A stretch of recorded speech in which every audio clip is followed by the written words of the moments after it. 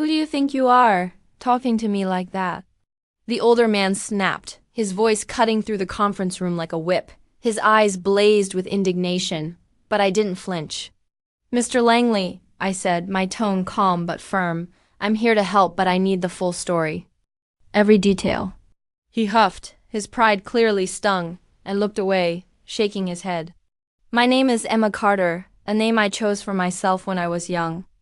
I'm a 30-year-old attorney, and I've built my life on grit, turning the pain of my past into a fire to succeed. When I was 6, my parents abandoned me at an orphanage, leaving me to wonder why I wasn't enough. Now, decades later, those same people are sitting in my office, begging for my help with no idea who I am. This is a story of betrayal that broke me, resilience that rebuilt me, and a choice that could change everything.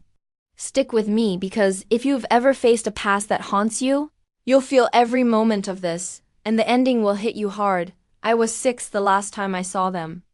Mom dressed me in a blue dress with tiny sunflowers, saying we were going somewhere special. I clung to her hand as we entered the orphanage, the sunlight outside clashing with the dim, sterile halls. The air smelled of bleach and something heavy. Like loneliness, she knelt, brushing hair from my face. You'll love it here, Emma, she said, her voice soft but empty. They'll take care of you. I didn't understand. When are you coming back? I asked, gripping her hand. Her eyes flicked away, a forced smile on her lips. Soon, sweetheart. Be good. I didn't cry when she left. I stood, staring at the door, waiting for it to open. Hours turned to days, then weeks before I realized she was gone for good. That was the day I learned what it meant to be truly alone. The orphanage became my world, a place where survival meant toughness. I stopped asking why they left other kids didn't care, and the staff had no answers. I turned to books, escaping into stories that took me far from the cold walls around me. I vowed to be smarter, stronger, better than anyone who thought I wasn't worth keeping. Nights were the worst, lying in my bunk, questions gnawing at me. Was I too loud? Not good enough? Each doubt fueled a fire inside, a promise to prove I was enough. When I was 10, the orphanage director, Miss Harper, a tired but kind woman, sat me down. Emma, you're old enough to know why your parents left, she said gently. Her words hit like a punch. They came from a traditional family. When your brother was born, they believed he, as the heir, deserved all their focus and resources. I stared, my voice shaking. But I'm their daughter. Why didn't they want me? Miss Harper's eyes softened with pity. It's not about you, Emma. It's their beliefs, and they're wrong. So wrong. That night, the truth sank in. They didn't leave because of me, but because I was a girl, not worth their time. The rejection stopped crushing me and became my drive. I'd show them I was more than they ever imagined. School became my battleground. I studied relentlessly, staying late in the library, devouring books that opened my mind to a bigger world. By 16, I was winning academic awards, earning praise from teachers who saw my potential. You could go far, Emma, one said. You just need the chance. Those words lit a spark. I applied for scholarships, determined to reach a top university and rise above my past. When the acceptance letter arrived, I held it like a lifeline. It wasn't just school, it was freedom. Miss Harper hugged me at a small orphanage party. You've earned this, she said. Show the world what you're made of. College was a whirlwind.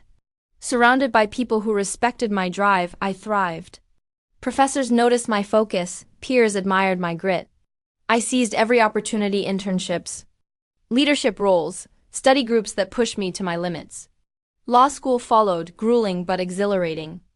I channeled my pain into my work, connecting with cases about powerlessness, vowing to fight for those who felt like I once did. By graduation, top firms courted me.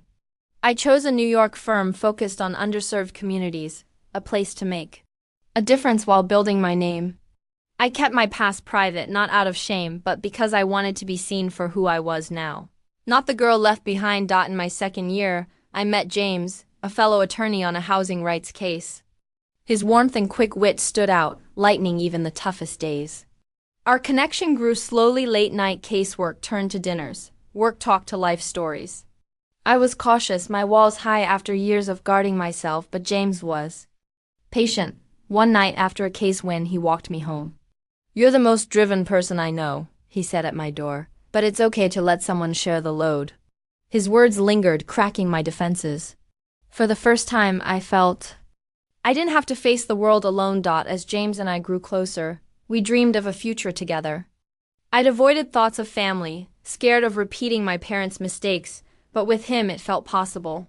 We both wanted kids, but New York's costs, rent, loans, life stretched our incomes thin. "We're a team," James said over budget talks. "We'll make it work." Still, I felt the pressure to do more, to secure the stability I'd never had. I loved my firm's mission, fighting for the powerless, but the pay was modest. We weren't struggling, but we weren't ready for a family either. One night, reviewing cases, I knew something had to change. Over dinner, I told James, "I'm thinking of applying to bigger firms, corporate law maybe." He looked surprised. "You love your work." "I do," I said, "but we need more if we want kids. I want them to have what I didn't." He squeezed my hand. "If it's what you want, I'm in. You'll crush it anywhere." As I polished my resume, thoughts of my family crept in. I'd buried them deep, but the idea of my own kids stirred questions. Who were my parents now? What life did they build without me? Miss Harper had mentioned their wealth, a fact that stung. They didn't leave me for lack of means, but for lack of want. Curiosity battled bitterness, and I needed answers. I called the orphanage. The new director, Sarah, was kind. "We have your records," she said. "Come by." Walking through the orphanage gates days later, memories flooded back. Brick walls, kids' laughter. Sarah handed me a thin folder. "Your parents were well off, owned businesses, held status in their community," she said. "It wasn't about money." I nodded, throat tight, and she slid over a newspaper clipping. It showed my parents, older but unmistakable, with my brother, their perfect family. I didn't exist to them. I shoved the folder away at home, focusing on my future. Weeks later, I landed a job at a top corporate firm, the pay and cases a dream. James beamed. "You deserve this, Emma." I dove in, thriving on the challenge, the past fading as work consumed me. Years passed, and life bloomed. James and I welcomed our daughter, Lily, a joyful chaos who reshaped my world. Motherhood unlocked a fierce love I hadn't known, a vow to give Lily the security and worth I'd craved. My career soared. I became a senior attorney, handling major clients with precision. James balanced us, picking up slack when I worked late. Our life, built on love and respect, was everything I'd fought for. Yet, holding Lily at night, my parents' choice haunted me. How could they walk away?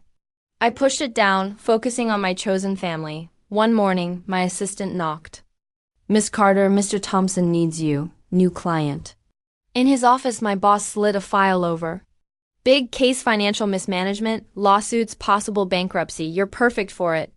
I opened the file and my heart stopped. Langley Enterprises, my parents' company. My breath caught, memories of that newspaper clipping rushing back. "Thank you," I said, voice steady, and left, clutching the file.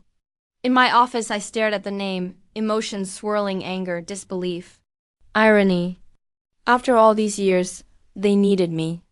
I opened the file, needing to understand. Langley Enterprises was collapsing: lawsuits, creditors, mismanagement.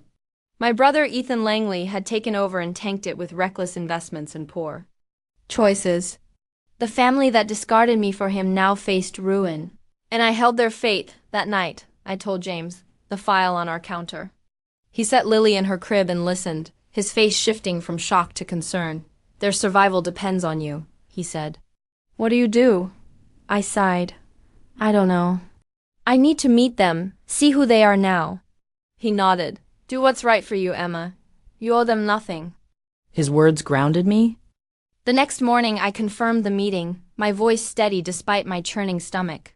"Langley Enterprises, Mr. Langley and Mr. Ethan Langley, 11 a.m. tomorrow," the receptionist said. I hung up, ready to face them. Sleep eluded me, my mind racing with what-ifs. Would they recognize me? What would I say?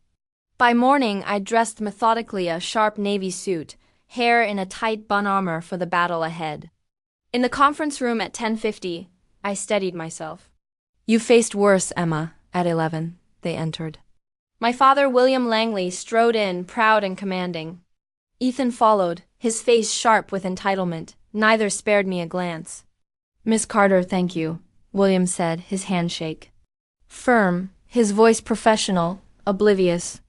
I shook back, composed. Please sit. I opened the file, voice crisp. Langley Enterprises is in dire straits.